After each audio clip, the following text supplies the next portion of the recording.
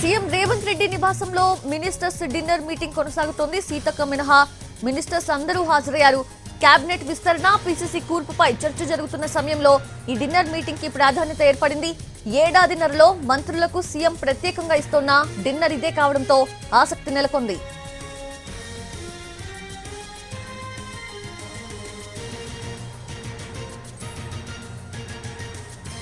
తెలంగాణ కాంగ్రెస్ వ్యవహారాల ఇన్ఛార్జ్ మీనాక్షి నటరాజన్ తో భేటీ అయ్యారు ముఖ్యమంత్రి రేవంత్ రెడ్డి. నియోజకవర్గాల రివ్యూ తర్వాత మినిస్టర్స్ కి డిన్నర్ ఇచ్చారు ముఖ్యమంత్రి. సీఎం ఇంట్లో జరిగిన ఈ కార్యక్రమానికి మీనాక్షి నటరాజన్ కూడా విచ్చేశారు. పార్టీ వ్యవహారాలపై రేవంత్, మీనాక్షి నటరాజన్ల మధ్య చర్చ జరిగింది.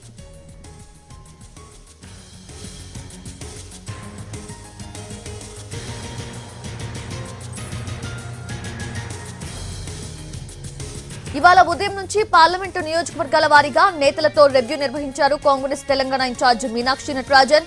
పార్టీ వ్యవహారాలు, నాయకుల మధ్య సమన్వయంపై చర్చించారు. ముందుగా ఆదిలాబాద్ పార్లమెంటు నియోజకవర్గం నేతలతో సమావేశమయ్యారు మీనాక్షి.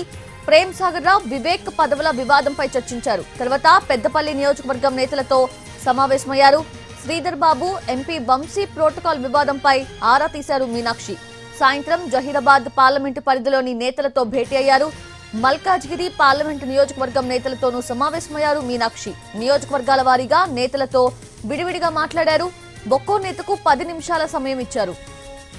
అయితే నేతలు ఆశిస్తున్న పదవులతో పాటు ఆయా ప్రాంతాల్లో పార్టీ పరిస్థితిపైన ఆరా తీశారు. ఆదిలాబాద్ జిల్లా అధ్యక్ష పదవిని తనకివ్వాల్సిందిగా ఆదిలాబాద్ ఇన్ఛార్జ్ కంది శ్రీనివాస్ కోరారు. అలాగే పార్టీ కోసం కష్టపడిన తనకు మంత్రి పదవి ఇవ్వాలన్నారు ప్రేమ్ సాగర్ రావు. ఆదిలాబాద్ లో కాంగ్రెస్ ఎందుకు వెనుకబడిందని ప్రశ్నించారు మీనాక్షి. బీఆర్ఎస్, బీజేపీలలో మనకు ప్రత్యర్థి ఎవరు అని ఆరా తీశారామె. వివేక్ తో కూడా భేటీ అయ్యారు మీనాక్షి. వివేక్ కూడా తనకు మంత్రి పదవి ఇవ్వాలని కోరారు. ఇటీవల కాళేశ్వరంలో జరిగిన ప్రోటోకాల్ వివాదం గురించి కూడా వివేక్ తో పాటు ఎంపీ వంశీ ప్రస్తావించారు. మరోవైపు మీనాక్షి నటరాజన్ తో మంత్రి పొంగులేటి, జగ్గారెడ్డి కూడా విడివిడిగా సమావేశమయ్యారు.